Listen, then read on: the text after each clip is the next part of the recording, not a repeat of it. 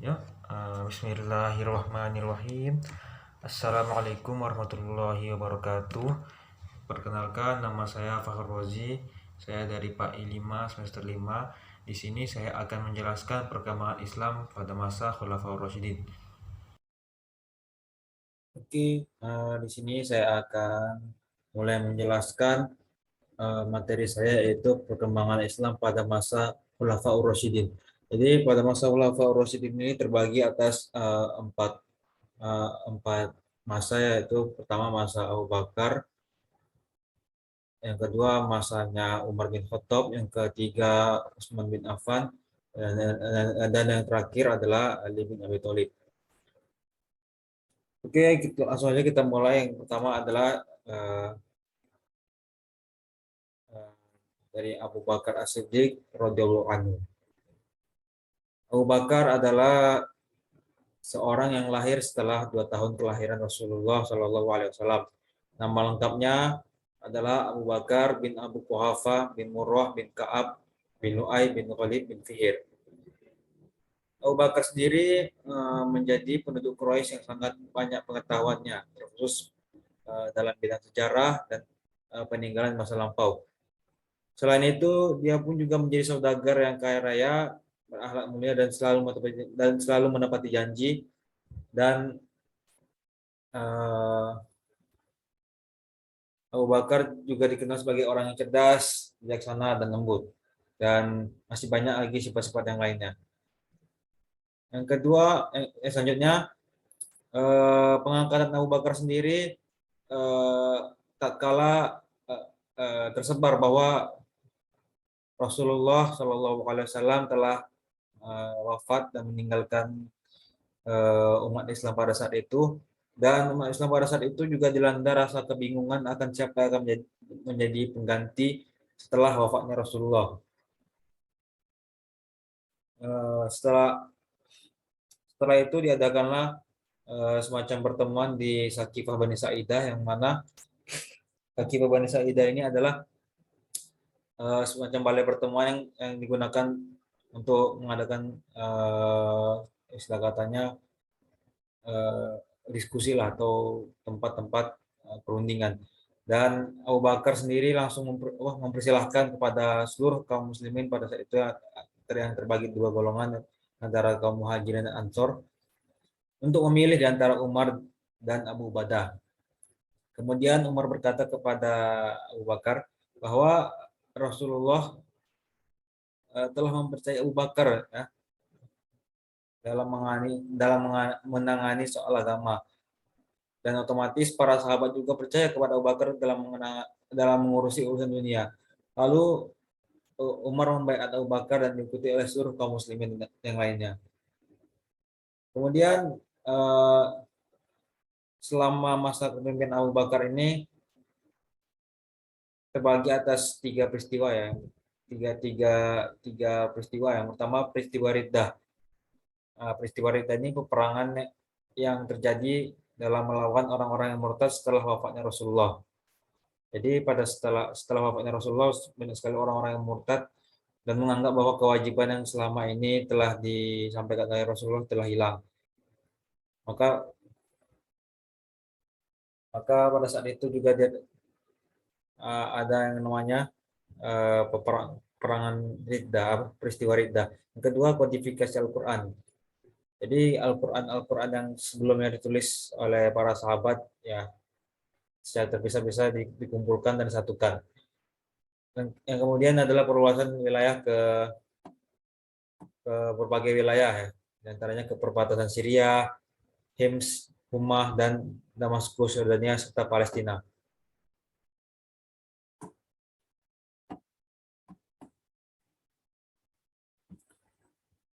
Oke, selanjutnya eh, masa kepemimpinan Umar bin Khattab. Umar bin Khattab adalah salah satu sahabat Nabi yang lahir pada tahun 13 setelah kelahiran Rasulullah, ya, atau tahun ke-13 setelah tahun gajah.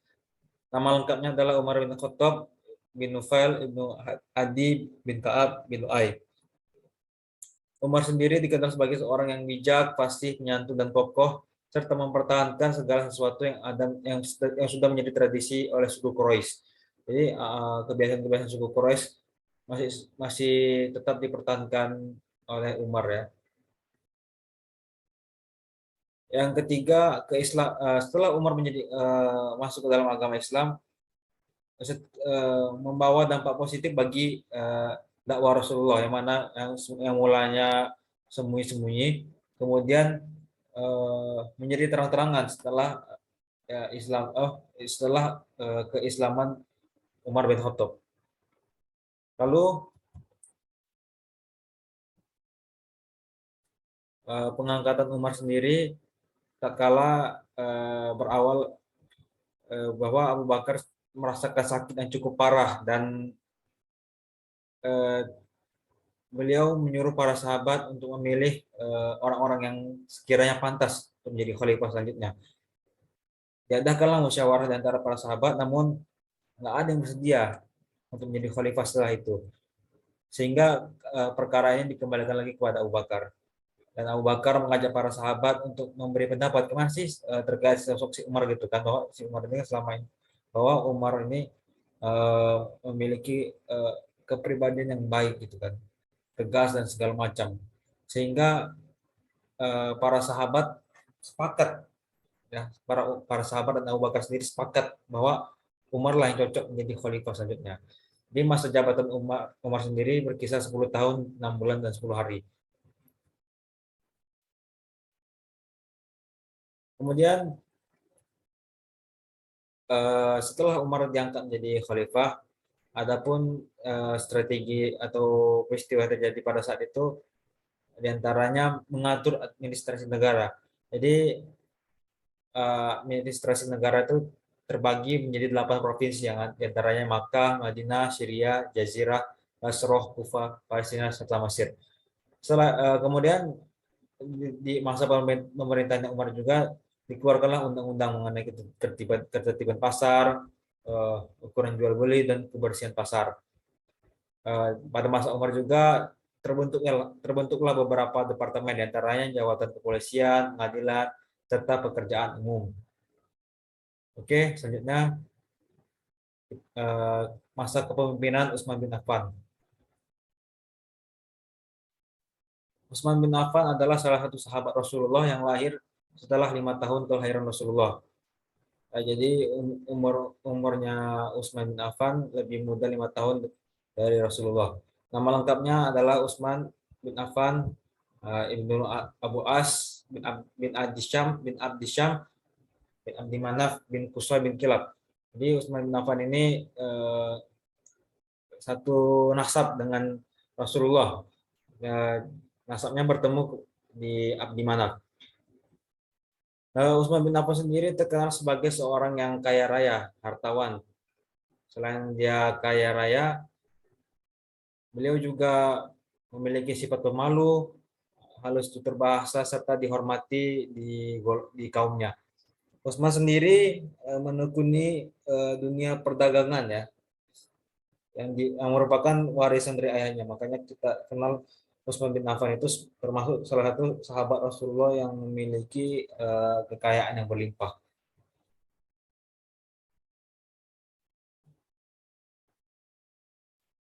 Pengangkatan Utsman sendiri bermula bahwa Umar itu sudah merasa dekat dengan ajalnya karena sebelumnya terjadi peristiwa yang kita kenal sebagai penikaman ya.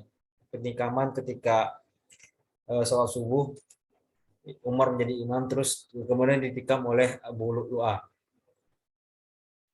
Jadi karena Umar merasa umurnya tidak panjang lagi, Umar melakukan pemilihan dengan metode musyawarah yang dihadiri oleh orang-orang terbatas. Nah, termasuk orang-orang yang yang hadir dalam musyawarahnya adalah Utsman bin Affan sendiri.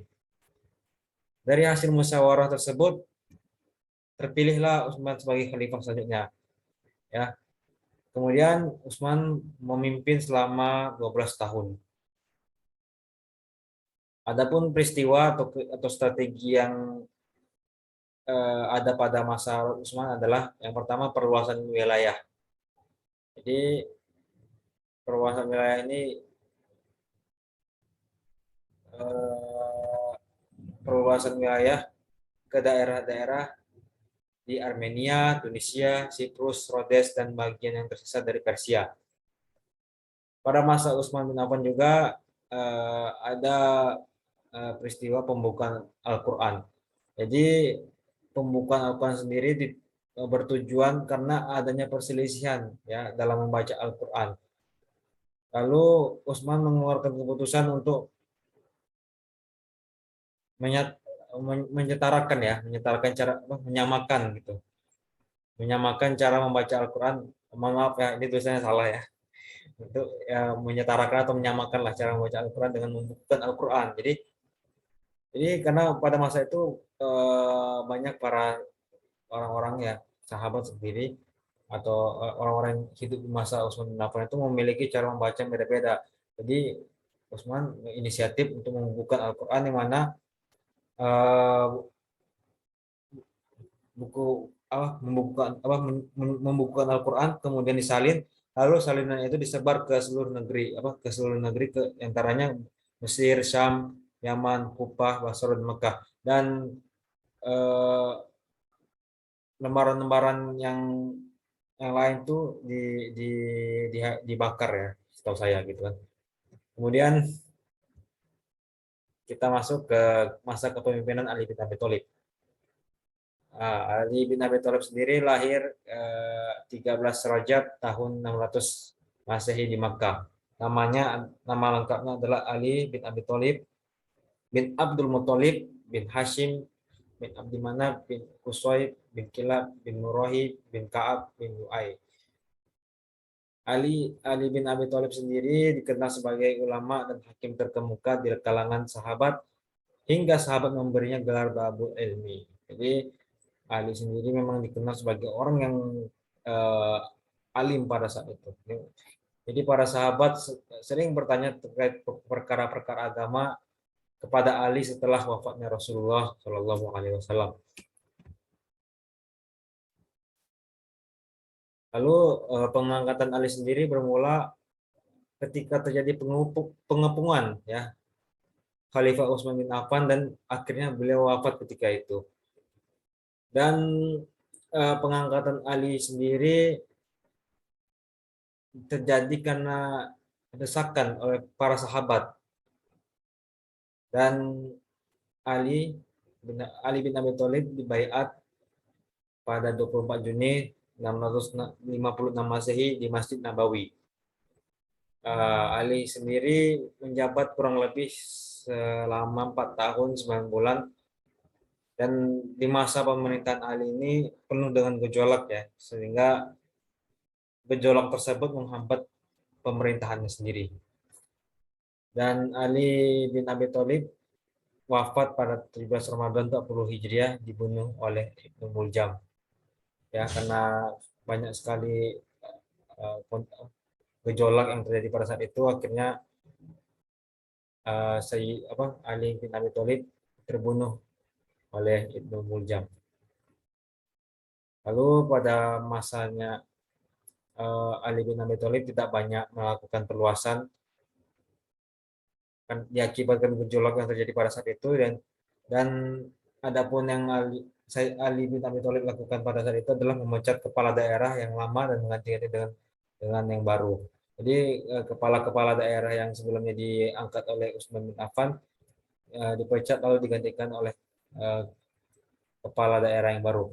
Kemudian mengambil kembali segala pemberian Utsman dari siapapun yang diberi dari jalan yang tidak sah lalu dikembalikan kepada negara. Jadi apapun yang dulu pernah diberikan oleh Utsman tapi dengan cara yang tidak sah gitu kan. Itu dikembalikan lagi dan jadi itu jadi milik negara kembali. Oke.